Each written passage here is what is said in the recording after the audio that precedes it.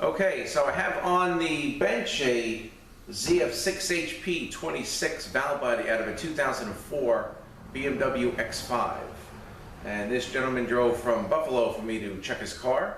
The complaint is some shifting issues, delay in reverse when hot.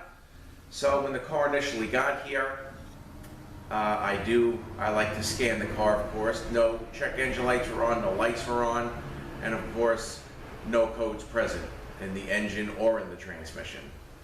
So after that, what I like to do before I get into any kind of testing is I want to make sure these things are full of fluid. This actually was 2 quarts low on fluid. So we topped that off, and then we proceeded to, do some road testing. I did feel a delay in reverse. I didn't really feel much on the upshifting issues, driving it locally around. When I had spoke to him, he was mentioning more when he was getting on the car seemed like it was shifting very hard. So what I decided to do was, the car was shifting hard more in the higher gears.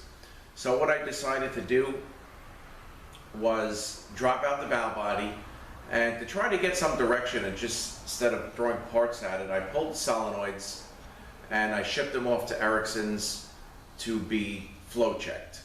All right, so I called them, I told them what I was doing. They received them the next day.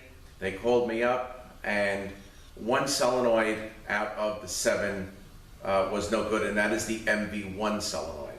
Okay, the MV1 solenoid is an on-off solenoid. It works with the D clutch and the E clutch, which I'll explain in a minute. And the solenoid is resistance about 10.5 ohms. Okay, so when the solenoid is off, there's a valve in a certain position that allows the EDS4 solenoid to control the D clutch. D clutch is on in park, reverse, neutral, and drive first gear. Okay, and when the solenoid gets energized, it moves a valve and allows for the EDS4 solenoid to control the E clutch, which is on in 4th, 5th, and 6th. And of course, some of these complaints were hard shifting in the higher gears. So we got something there. So I got a whole other solenoid kit from Ericsson's. Along with that, a new bridge seal, a new pass-through connector, and while the valve body was down, the rubber sealing sleeves, and I have a new valve body plate as well. So I have the valve body clean, flat sanded, everything's nice and free. So I'm gonna be putting that together, but I just want to give you a close-up shot. Also, I got the little rubber dampers we're gonna be installing. Some of those were flat like pancakes, which of course could also attribute to hard shifting. So that is the function of the MV1 on-off solenoid. All right, so when the solenoid is off, the EDS4 solenoid controls the D clutch, and then the MV1 solenoid will be energized, or will be on. It moves a valve, and then allows the EDS4 solenoid to control the E clutch. All right, so that is the function of the MV1. This is in M shift, manual shift valve body, so this is the only on-off solenoid in this valve body. If you're dealing with an E shift valve body, then you have the MV1, 2, and 3, and the MV2 and 3 solenoids are used for park. All right, so let me get a little closer here, and I'll just show you, what I'm doing. We'll put the dampers in. I got the solenoids here, the sleeves, everything, and I want to give you a close-up shot of this. Once I get the dampers in, I'll give you a close-up shot of this valve body with check ball locations and stuff like that, and of course the check ball locations do vary. All right, so let me go a little closer and we will get started. Okay, so here's the MV1 solenoid again. Right next to that is the EDS4 solenoid with the blue top. Okay, so these ohm out about 5 ohms. This one is going to be 10 ohms. All right, so here are these dampers here, and again, some of these things are pretty flat. Oh, there goes one of my lights. So we're going to install all new ones. Let me just go turn my light back on here. 1 second.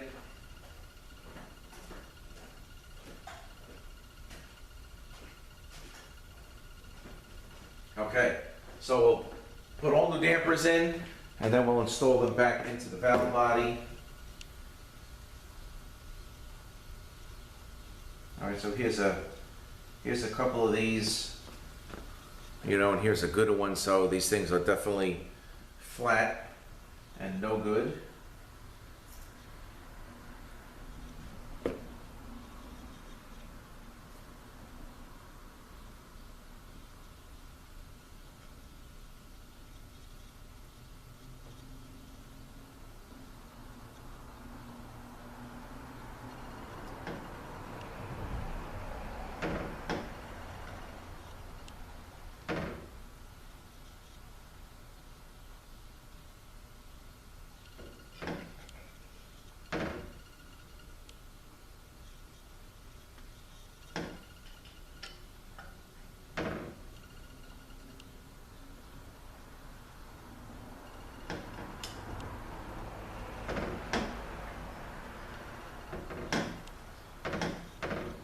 Things are pretty, you know, close right up to the top of the valve body.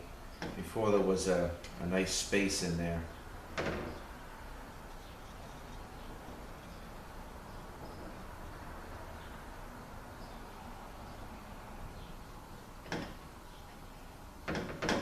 Okay.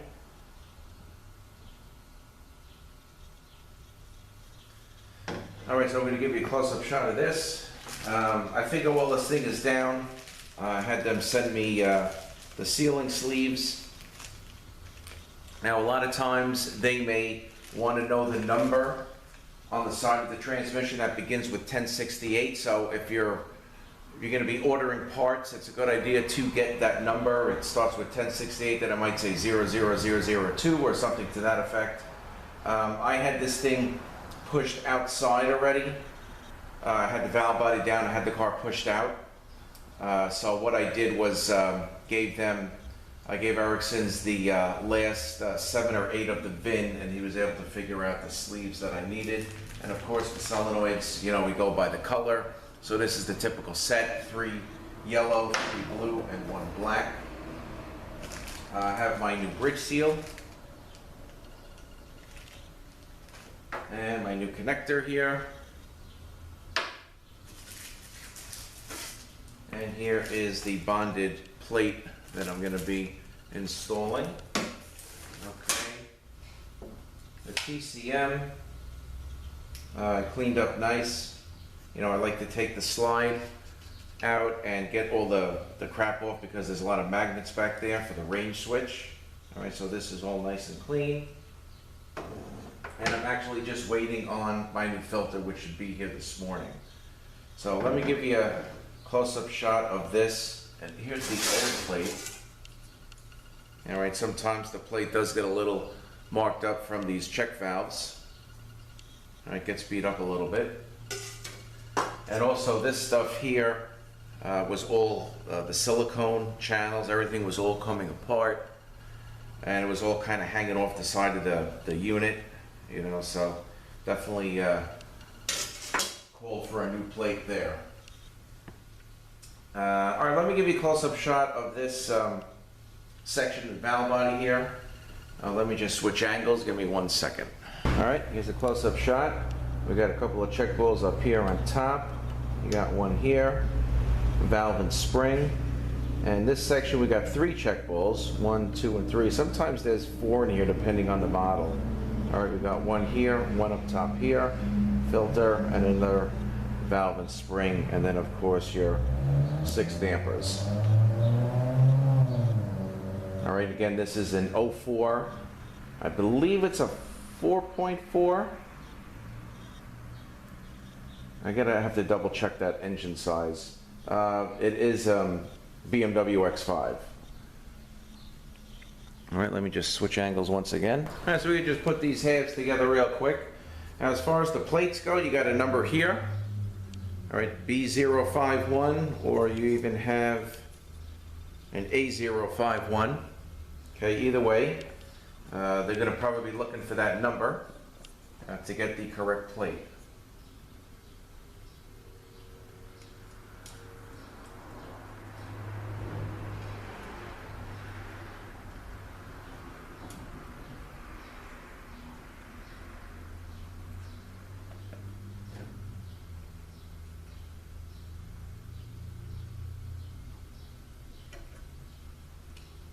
Okay, I'm going to make sure these move freely. So now I'm going to hold this down.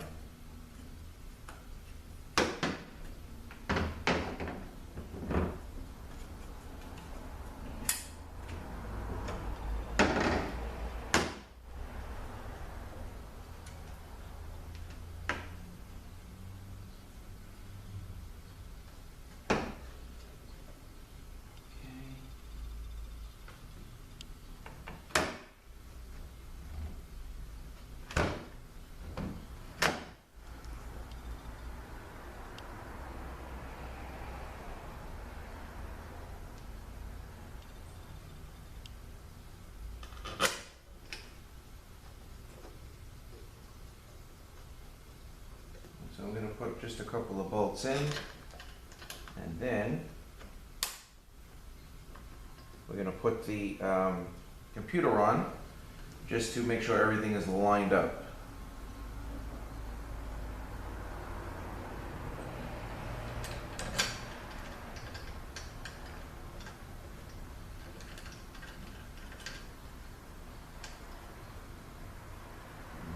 It's actually here. No, that's where the bolt goes through to hold the computer. Okay, so we got these here. Okay.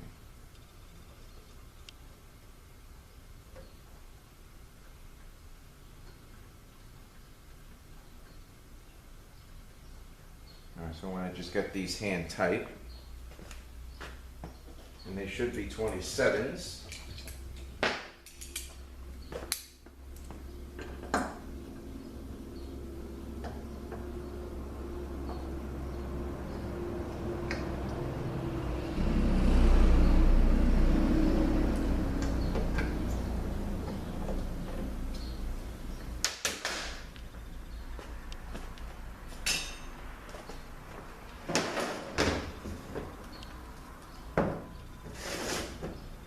Okay.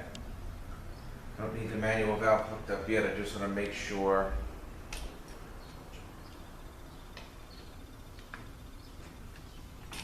These will go in okay. Okay, so that dropped right on, so that's good. We can give these things kind of like a tighten up here.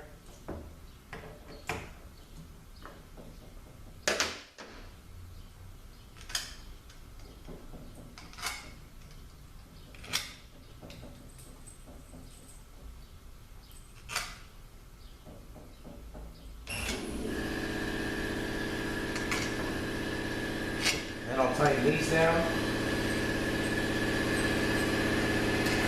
Then I'll install the solenoids. Put the bracket on. And then pretty much just put the PCM back together.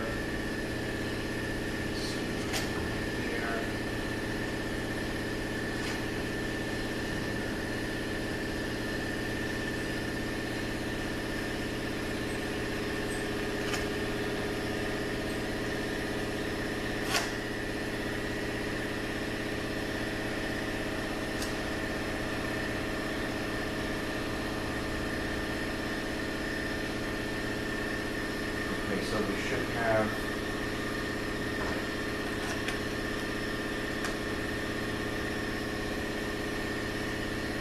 then we have the others. 1, 2, 3, 4, 5, 6 that hold the unit on.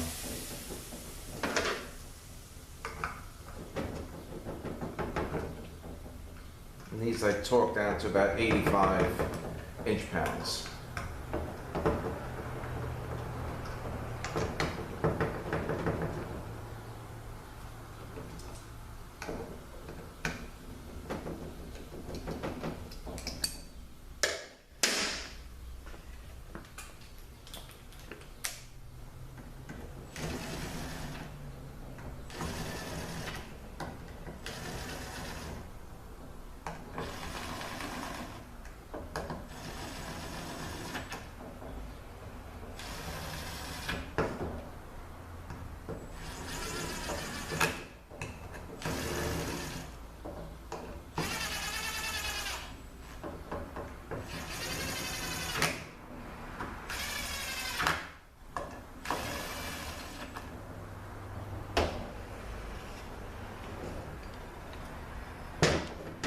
should slide right off again. Here we go, everything is lined up perfect. Alright, so next I'll do the solenoids, put the bracket on, put the unit back on, and the valve body is done. I'm going to push the car back in, install my sealing sleeves, my new bridge seal. And then of course, once everything is said and done, we do the lifeguard 6. And when everything is done, before the road test, we're going to reset the shift adapts because we have new solenoids on this. Alright, so I actually have to run out and I'm going to finish this up a little later. So that is all for this 2004 BMW X5 with a 6 HP 26.